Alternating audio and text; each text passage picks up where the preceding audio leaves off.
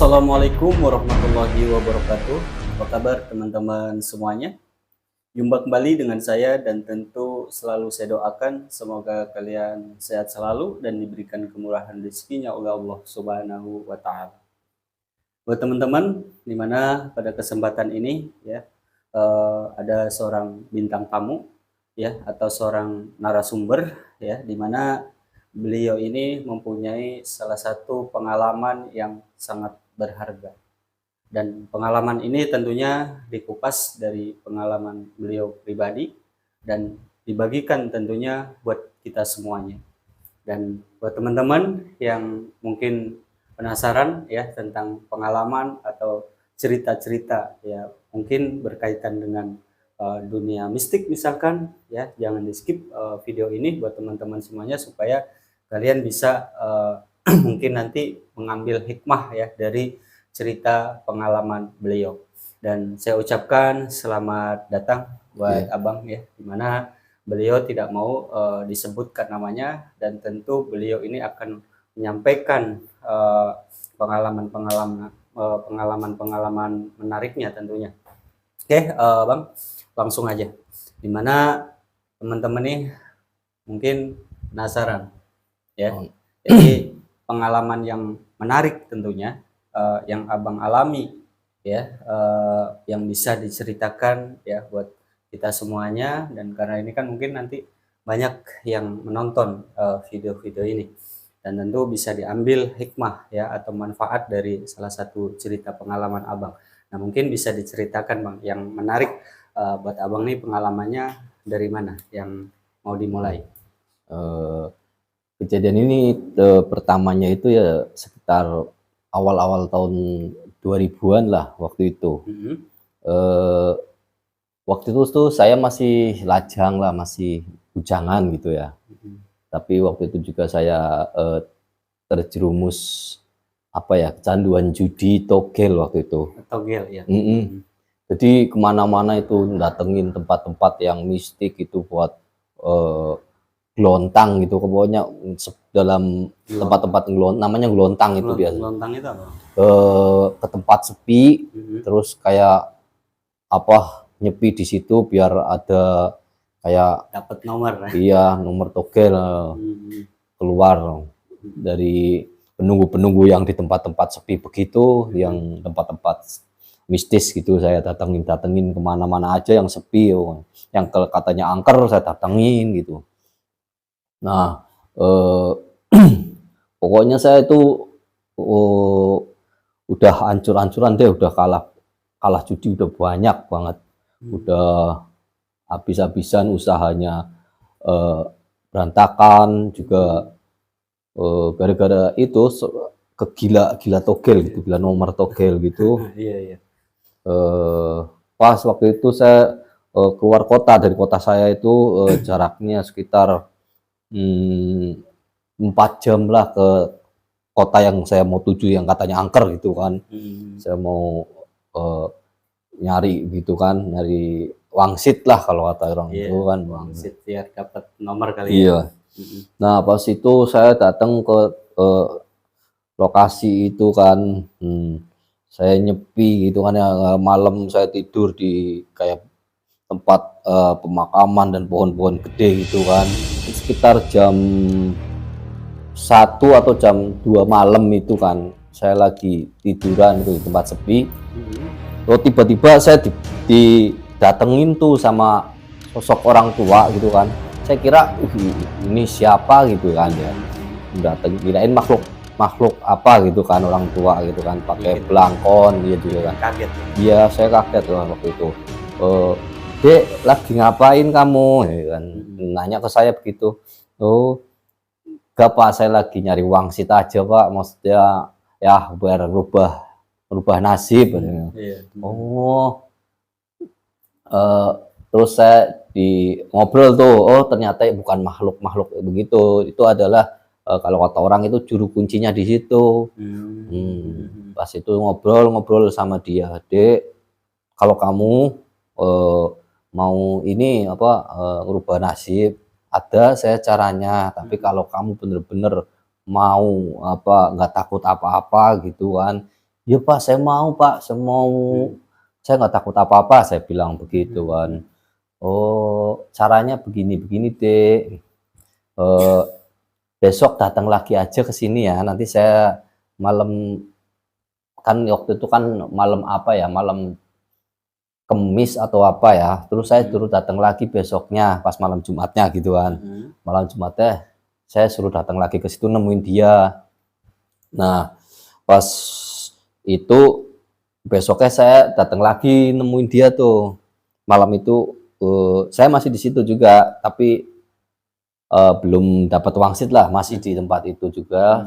Paginya saya datang lagi ketemu suruh nyari itu kanan. Terus saya di sini deh, jaraknya dari tempat yang saya nyari wangsit itu, tempat angker itu jaraknya nggak begitu jauh, emang rumahnya ada di sekitaran situ. Eh, Kemudian saya cari-cari tuh orang tua itu, ketemu. Iya Pak, kemarin kan saya yang kemarin Bapak suruh saya datang lagi ke sini. Oh, gini Dek, kamu bener mau ini, gini gini gini. Oh iya Pak, saya nggak takut apa-apa gitu kan. Terus dia bilang, ini kamu kalau mau begini ya, terus saya ditunjukin tuh sama dia datang lagi ke situ. Kamu lihat itu, apaan Pak?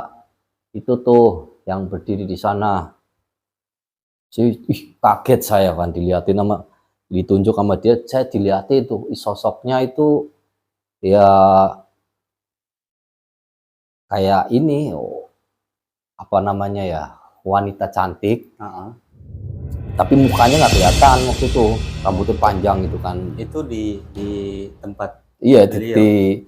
bukan di tempat beliau. Jadi kita udah ke salah satu lokasi lagi dari tempat beliau itu, udah ke lokasi itu lagi lain gitu kan. Mode itu kamu mau, saya lihat tuh, kalau itu sepintas itu emang ya, kayak enggak, maksudnya kayak kuntilanak gitu, kayak kuntilanak, tapi mukanya nggak kelihatan. Tapi dia lagi hamil loh kayaknya, mau dia kayak lagi mengandung itu, perutnya gede, saya lihat, kamu mau? Jadi di situ dia ngomong gitu kan, kalau kamu mau gitu kan, apa pernikahan dengan makhluk begitu, nanti saya iniin caranya gimana. Oh, berarti Dia petunjuknya ada di dia semua. nikah ya sama makhluk itu gitu. Iya. Terus gimana caranya Pak? Gini deh kata dia kan, kalau bener kamu itu, kamu cukup pulang dari sini, nanti saya kasih ininya apa-apa, terus kamu nyediain tempat gitu kan, setiap sebulan sekali kamu sowan gitu kan, nemuin dia itu di yang udah ada bacaan-bacaannya, ritualnya gitu kan. Terus gimana lagi Pak, saya bilang itu. Adik masih ini kan lajang gitu kan. Iya saya lajang Pak, saya belum menikah gitu kan. Memang saya waktu itu kan belum menikah. Nah syaratnya itu begitu deh, kalau adik mau, jadi adik itu ntar saya nikahkan dengan makhluk itu, dan adik nggak boleh nikah sampai kapanpun. Kok nggak boleh nikah Pak, saya gitu kan. Sebagai syarat ya? Iya, nggak boleh nikah sama, misalkan saya mau nikah seneng sama cewek gitu, nggak boleh. Harus sama makhluk itu. Iya, jadi kita kayak udah terikat setiap sebulan sekali itu kita ada ritual dengan makhluk itu katanya. Tenang aja deh katanya, nanti kelihatannya cantik kok katanya. Katanya begitu. Iya. Jadi saya di situ, aduh, gimana ya Pak, namanya orang hidup kan ya pengen nikah, pengen punya anak Pak. Iya betul. Malah adik kalau begitu, kalau udah dengan perjanjian begini adik ngelanggar, adik ke bawah ke alam dia malahan katanya begitu. Jadi begitu Pak, harus nggak boleh. Iya, adik syaratnya itu cuma satu, itu nggak boleh berhubungan badan sama manusia gitu. Jadi ya berhubungan badannya sama makhluk itu. Udah diikat gitu katanya. Di situ saya merasa, ya kita punya uang banyak, punya harta benda, punya apa, nggak bisa nikmatin percuma tuh nggak punya anak, nggak punya istri gitu kan, buat apaan? Ya kan bisa buat foya-foya, ya foya-foya kan pengen nikah, Iya, pengen punya anak, ini betul. buat apaan harta itu enggak, kita punya harta, punya apa, nggak bisa nikmatin itu. Saya berpikir di situ, oh, tapi ada saya lihat orang-orang yang begitu tuh, dilihatin mode itu kalau setiap tahun sekalinya itu kan apa gitu kan, di bulan apa, tanggal berapa itu setiap tahun banyak yang ke situ emang, yang Yang bener-bener ngikutin ritual itu. oh iya, tapi Banyak. dia kaya juga gitu ya? Iya, jadi misalkan nih, saya udah berjanjian begitu, saya mau buka warung apa itu dijamin diituin Pasti rame ya rame gitu kan. Kalau ada yang bikin apa kayak sarang walet gitu, biasanya kan berbulan-bulan itu kan, itu sampai bertahun-tahun, itu baru berapa 2 bulan 3 bulan udah banyak sarangnya, udah banyak yang itu gitu. Jadi kayak dibantu sama makhluk itu Iya, katanya iya. begitu. Karena apa ya tadi mungkin dinikahkan gitu ya sama apa jin apa makhluk yang Iya, seperti itu ya iya, mungkin ya. ya, pokoknya Bersekutu lah ya sama. bersekutu itu kan ya musyrik lah itu kan namanya kan. Ya, pikir saya kalau udah begitu kan kita nggak bisa, ya kayak misalkan pengen hubungan sama manusia itu nggak bisa, itu pantangannya emang begitu, nggak bisa hubungan sama badan Itu sama salah manusia, satu apalagi punya apa ya, anak. salah satu yang harus dilakukan Jadi itu ya. kita harus lajang seumur hidup gitu, hitungan sampai mati juga Iya, lajang gitu, nggak bujangan seumur itu, tapi dijamin hartanya banyak gitu, kaya raya gitu. iya, Ya buat apaan mikir saya gitu. Di situ saya mikir lah gitu. Oh, Terus waktu itu terus abang nih mikir ya, jadi sempet ya masa saya mau bujangan seumur hidup gitu iya, kan, mikir iya nggak punya anak, nggak punya istri. Emang kalau punya harta sendiri nggak ada apa, sampai tua sampai mati kan juga ini juga nggak Iya, enak betul. juga itu ya namanya itu ya pengalaman saya pribadi. Jadi ada emang yang cara-cara mencari apa namanya kekayaan dengan cara begitu, tapi kan Terus sebenarnya tersiksa juga lah. terus abang waktu itu nggak mau ya berarti kan? Ya saya nggak mau, dan di situ saya memang kita itu harus ikhtiar lah kalau mau nyari, nggak ada nyari duit instan gitu tuh ya. Nah, Di situ terus saya sadar. kenapa? Oh abang masih punya pikiran apa ya, pikiran waras ya, artinya dimana kan tadinya kan sudah kayak apa ya, otaknya mungkin sudah Iya, bingung ya kan? tepat Nah, iya. tapi ada yang apa menawarkan seperti itu, tapi abang nih bisa berpikirnya membalik ya, artinya kok Iya, di situ tidak saya mau berpikir gitu ya. kan, oh ternyata kebahagiaan itu ya, harta dunia itu bukan apa, kekayaan itu bukan semuanya. Ya yang saya ini kan akhirnya saya berpikir ya, yang namanya harta itu kan yang hitungannya nikmat yang keberapa gitu kan. Yang pertama kan sehat di situ kan. Nah, kita diberi sehat ya udah kita bisa ikhtiar bekerja, mencari nafkah gitu kan. Itu di situ saya berpikir begitu Masih gitu. berpikir normal ya gitu kan. Akhirnya saya iyalah, itu dikasih kekayaan kita nggak bisa nikmatin, nggak bisa punya keluarga, nggak bisa apa, juga percuma. Di situ saya titik balik saya itu, ya Allah, iya saya udah terlalu jauh sini hitungannya, melangkah ya hampir terjerumus lah gitu kan. Ya, saya akhirnya kan sadar lah gitu, ternyata kaya raya atau apa, banyak uang ya, harta berlimpah itu kan tetaplah kalau dengan cara-cara instan itu tetap ada resikonya gitu kan, yang harus diambil ya itu. Iya. Nah terus berarti kan abang ngambil kesimpulannya apa, menolak ya, tidak mau. Iya, saya nggak mau lah, saya kata waktu sama jurunya, bener mau nggak ini, kalau mau saya semuanya saya iniin, ritualnya saya ajarin gitu. Enggak lah Pak, kalau saya disuruh nggak kawin gitu, nggak itu ya sama aja bohong Pak gitu kan.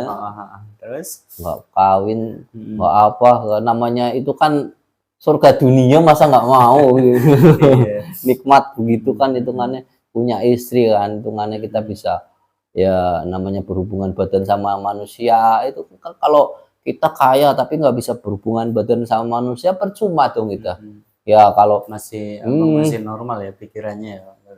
iyalah kalau kita punya uang punya harta apa banyak buat apa? Mm-mm. Ya mentok-mentoknya kan kita juga pengen suka sama cewek gitu kan, Mm-mm. pengen Ya, normal nikahin lah gitu kan, sebagai iya ya, manusia pada manusia umumnya. kan. Ah. Ini punya uang udah punya Mm-mm. harta banyak tapi Iya. nggak boleh nikah sama manusia, ya kita harusnya terikat sama perjanjian itu sama dikawinin sama makhluk yang Mm-mm. kata juru kuncinya itu. Mm-mm.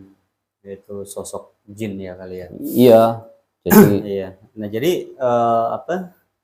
Kemudian nih kan abang nggak mau ya terjerumus ke situ ya kan? Dan iya nggak mau iya, saya. yang tadinya sebelum dijelaskan mungkin Mungkin kalau syarat-syaratnya syaratnya ini, ya apa namanya boleh tetap nikah boleh kan, ya mau aja kan? yang mau boleh tetap misalkan mau cewek Iya. Tapi bisa kalau gitu. tumbalnya yang lain gimana? Kan waktu itu masih bujangan jadi Iya. masih bebas lah hitungannya, Mm-mm. masih lajang kan Iya. mana-mana, jadi cuma kok masih lajang tapi syaratnya nggak boleh ini nggak boleh Nikah, karena kita kan punya cewek iya, itu karena kita kan udah ada berhubungan. ikatan itu ya bersekutu sama Iya. makhluk itu. Boleh kalau asalkan kita misalkan nikah gitu ya, Mm-mm. boleh nikah boleh kata dia kan waktu itu boleh tapi kamu nggak boleh nyentuh istri kamu, ya percuma saya nikah ya kan, betul. nggak boleh disentuh istrinya, berhubungan badan sama istrinya itu nggak boleh, itu pantangan kata dia. Mm-mm. Boleh berhubungan badan selain sama makhluk tersebut itu pantangan. Iya. Berarti saya kalau itunya berhubungan badannya itu ya sama makhluk itu aja katanya gitu. Iya. Iya, iya, iya. Menarik sih ya. Apa ya, teman-teman semuanya. Ini beliau ini masih punya rasa sadar ya, rasa pikiran normal. Iyalah, Kalau teman-teman iya, semua juga pasti ya. iya. Kita punya uang banyak nggak bisa Mm-mm. begini-begini sama cewek ya. Percuma lah, iya. Ya kan nikmat dunia itu Betul. kan. Iya, jadi kalau misalkan nih abang pikirannya udah nggak normal lagi ya udah ya main pantai aja. Iya. Iya. Oh, kita cuma bisa begituannya sama makhluk begitu ya kan. Nggak bisa punya anak juga, nggak bisa punya keluarga, ya. Percuma lah, ya namanya itu ya disyukuri aja lah kalau itu kan seiring waktu kan saya akhirnya kita syukuri aja lah kita titik balik kita punya diberi nikmat paling besar itu nikmat sehat lah itu untuk bekerja. Kalau masalah harta itu kan nikmat kesekian kan, bukan yang pertama itu kan kita beri sehat gitu. Dan terus akhirnya gimana? Tetap masang toge lagi. Nah di situ juga akhirnya kan udahlah saya mau tinggalin semua ini, mau nggak mau cara instan itu kan nggak ada yang instan, semua butuh pun nggak lagi. Iya, semua kan butuh perjuangan. Saya sadar titik balik saya itu saya sadar nggak ada yang instan itu, semuanya butuh kita butuh perjuangan untuk usaha, ikhtiar lah hitungannya, nggak ada yang instan pokoknya. Mie instan aja direbus dulu ya. Harusnya kita tetaplah nggak ada yang cara-cara instan itu nggak ada lah pokoknya. Iya. Ya jadi bersyukur ya kan. Alhamdulillah masih Allah masih diselamatkan dari setitik lah bukan, walaupun nggak banyak, setitik iman masih ada yang nempel gitu buat ngindarin hal begitu. Ya gimana ya kan, ya itulah yang saya sebut nih, kalau misalkan abang nih saya nilai luar biasa ya, dimana saat keadaan seperti itu masih bisa dalam keadaan sadar ya kan, keadaan masih berpikir normal ya kan. Dan mungkin teman-teman ini ada hikmah ya di balik cerita ini tentang pengalaman beliau tentunya, dimana beliau ini walaupun keadaannya seperti yang disampaikan tadi masih ingat dalam pikiran normal. Iya lah, mungkin tentu teman-teman semua juga normal lah. Kalau orang normal kan pengennya, iya kan, pengennya kan punya cewek gitu kan, punya istri ya, orang normal ya. Itu karena ternyata ada ya salah nyimpang dengan jalan begitu gitu Iya, kan. oke. Kita nggak bisa hubungan sama manusia gitu kan, Mhm, hubungan. mhm. Ya mungkin apa namanya ini juga ya, eh, pengalaman ini kan menjadi pengalaman berharga ya buat abang, dan dimana bisa diambil manfaat buat atau hikmah ya dari Iya, pengalaman ini. Dan mungkin setelah itu habis eh, pengalaman yang seperti itu, tentu abang main togel juga udah enggak ya kan. iya, tersadar lah Enggak lah sedikit ya. demi Nah, sedikit iya. tersadar lah Akhirnya ya. berhenti ya, berhenti total dan apa bebenah ya. Iya, Mm, sedikit sedikit sadar lah, oh ya akhirnya ya walaupun kerja apa aja dilakonin lah, yang penting mm, halal lah itu. mm, mm. Ya udah. Jadi ini gimana ya? Intinya saya kagum gitu ya kan, gimana cerita pengalaman ini eh, bisa bermanfaat ya buat kita semuanya dan buat teman-teman. Tentunya beliau ini salah satu orang yang dimana mempunyai pengalaman bisa dibagikan kepada kita semuanya, dan saya ucapkan terima kasih Bang ya Iya, sudah sudi ya untuk berbagi kepada teman-teman semuanya. mm, Dan eh, karena apa, dimana setiap sesuatunya ya kita tetap harus berusaha dan berdoa. nggak ada yang Iya, instan tidak ada lah yang ya. instan ya. Jadi saya ucapkan terima kasih ya buat abang yang Mm, telah sudi, di mana pengalaman-pengalaman yang berharga sudah diceritakan kepada kita tentunya.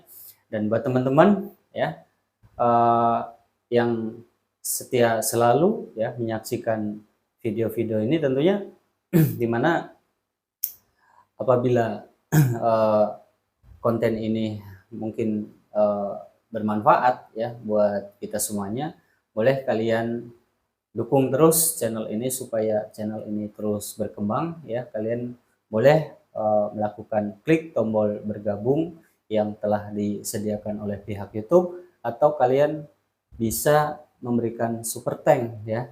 Salah satu bentuk juga sebagai bentuk dukungan kalian kepada channel ini. Dan saya ucapkan terima kasih Bang sudah iya, sudi ya sama-sama. untuk bercerita pengalaman yang menarik tadi. Dan buat teman-teman saya ucapkan terima kasih ya yang sebanyak-banyaknya, dan yang bagaimanapun artinya selalu ada hikmah di balik cerita dari pengalaman-pengalaman beliau. Dan saya ucapkan sekali lagi terima kasih buat kalian semuanya. Wassalamualaikum warahmatullahi wabarakatuh.